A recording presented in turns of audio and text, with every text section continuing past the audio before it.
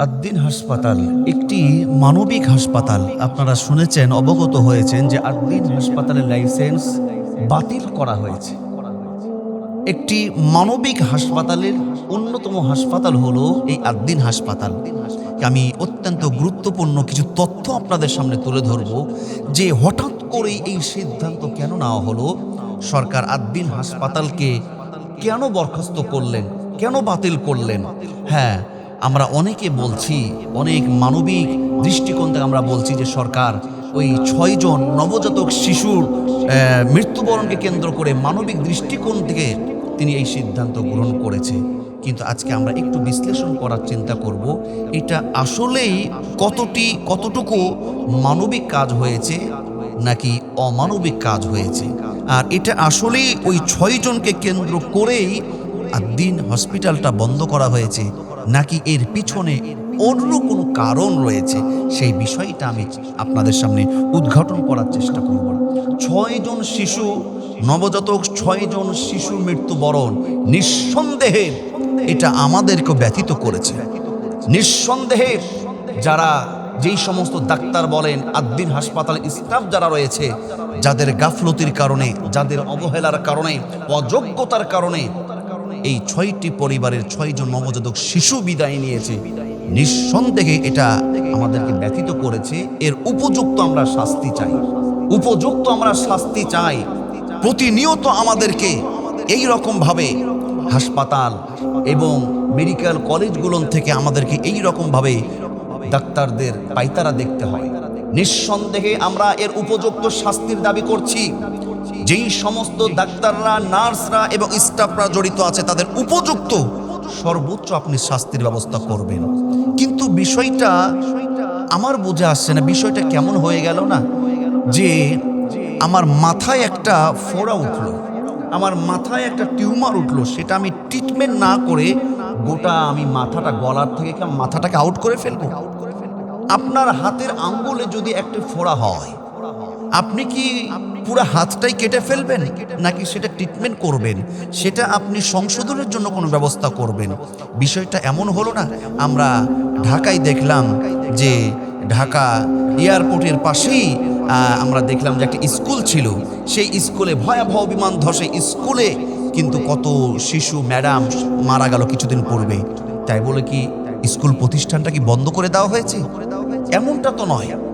এটা আমার বুঝে আসে না। একটা স্কুল, কলেজ, ইউনিভার্সিটির কোন শিক্ষকের জন্য, ছাত্রর জন্য কি সেই প্রতিষ্ঠানটা বন্ধ হয়ে যাবে? এটা হতে পারে না। আদ্দিন হাসপাতালে যেই সমস্ত কর্মকর্তারা, যেই সমস্ত নার্স, যেই সমস্ত ডাক্তাররা ভুল করেছে, যারা গাফলতি করেছে, পাইতারা করেছে, অবশ্যই তাদের উপযুক্ত শাস্তির ব্যবস্থা করতে হবে। আমি বলবো, অনেকে বলছেন যে 6টি পরিবারের দিকে লক্ষ্য করে মানবিক দৃষ্টিকোণ থেকে সরকার এই সিদ্ধান্ত গ্রহণ করেছে। কিন্তু আমি বলবো, আপনার মানবিক দৃষ্টিকোণ এই জায়গায় কোথায় গেল? আপনি 6 জনের সিদ্ধান্ত নিলেন। এত বড় একটি হাসপাতাল, হাজার হাজার সিরিয়াস রোগী সেইখানে পড়ে আছে, আইসিইউতে অসংখ্য রোগী পড়ে আছে, আপনি বন্ধ করলেন। আচ্ছা, এই সিদ্ধান্তটা যদি এমন হতো তাহলে একটু চমৎকার হতো না? যে আপনি সিদ্ধান্তটা নিলেন, আপনি একটা আলটিমেটাম বেঁধে দিলেন যে 1 মাস পরে এই হাসপাতালটা বন্ধ করা হবে, যারা সিরিয়াস রোগী আছো তোমরা নিজের মতন ট্রিটমেন্ট করো, বা তোমরা অন্য জায়গায় তোমরা শিফট নাও, অন্য জায়গায় তোমরা চলে যাও। এইরকম একটা সুযোগ যদি দেন 1 মাস পরে বা 1 সপ্তাহ পরে, 10 দিন পরে যে এই হাসপাতালটা বন্ধ হবে, তাহলে এই যে অসংখ্য সিরিয়াস রোগী, অসংখ্য আইসিইউতে যে রোগীগুলো আছে, তাদের পরিবারগুলো আজকে আর্তনাদ করছে, তাদের সাথে কি এটা কি অমানবিক কাজ হলো না? এই বিষয়টা একটু খুঁটিয়ে দেখবেন। হঠাৎ করে এই সিদ্ধান্ত আসলো। প্রতি বছর আমরা দেখি ঢাকা মেডিকেল কলেজ হাসপাতালে, রাজশাহী মেডিকেল কলেজ হাসপাতালে, রংপুর মেডিকেল কলেজ হাসপাতালে, এমনকি সারা দেশেই আমরা প্রতি বছর দেখি যে ডাক্তারদের অবহেলার কারণে শত শত রোগী মারা যায়। কয়টা হাসপাতাল বন্ধ করা হয়েছে? কয়টা হাসপাতাল লাইসেন্স বন্ধ করা হয়েছে? যদি এমনটা হয় তাহলে সরকারি তো একটা হাসপাতালও চালু রাখার কোনো ডাক্তাররা যোগ্যতা রাখে না। এই হামকে কেন্দ্র করে কত শিশু ঢাকায় মারা গেল, কোনো কথা তো আসলো না। কিন্তু আমরা মনে করছি বিষয়টা আপনি দেশের জনগণের জন্য চিন্তা করবেন। সরকারকে বলো জনগণের জন্য চিন্তা করবেন, আপনি অন্য কাউকে খুশি করার জন্য নয়। এটা একটা গরিব অসহায়দের মানবিক একটা হাসপাতাল।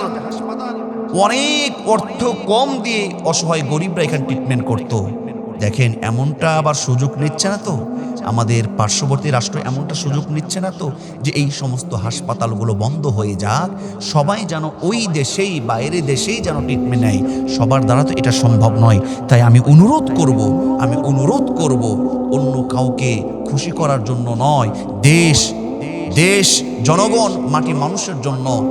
যেমন সরকার বিগত দিনে আমরা দেখেছি, যেমন বেগম খালেদা জিয়ার কথা বলি, তিনি দেশ মাটি মানুষের জন্য কাজ করেছেন। বর্তমান সরকারকেও, তারেক রহমানকে আমি অনুরোধ করব, আপনি অবশ্যই বিষয়টা বিবেচনায় নেবেন। আমার বিশ্বাস বেগম খালেদা জিয়া থাকলে এই সিদ্ধান্ত কখনো তিনি নিতেন না। আমি অনুরোধ করব আদ্দিন হাসপাতালের লাইসেন্সটা আপনি আবারও পুনর্বহাল করবেন, ফিরিয়ে দিবেন। আর দ্বিতীয় বিষয় হলো, আরেকটি যে বিষয় আমি বলবো, এই সরকার যেমন দেশের জন্য একটি গুরুত্বপূর্ণ একটি অংশ, এই দেশের জনগণ কিন্তু সরকারের কাছে অত্যন্ত গুরুত্বপূর্ণ একটি অংশ। এই জনগণের কারণেই কিন্তু সরকার আজকে সরকারের চেয়ার পেয়েছে। তাই আমি বলবো মানবিক দৃষ্টিকোণ থেকে দেশ জাতির কল্যাণের জন্য, গরিব অসহায়দের গরিবদের চিকিৎসার জন্য আদ্দিন হাসপাতালটা আপনি আবারও লাইসেন্সটা ফিরিয়ে দিবেন। মানবতা সেবার জন্য এই হাসপাতালটাকে আপনি আবারও অনুমতি দিবেন, এই প্রত্যাশাই আমি সরকারের কাছে আমি অনুরোধের সাথে জানাচ্ছি।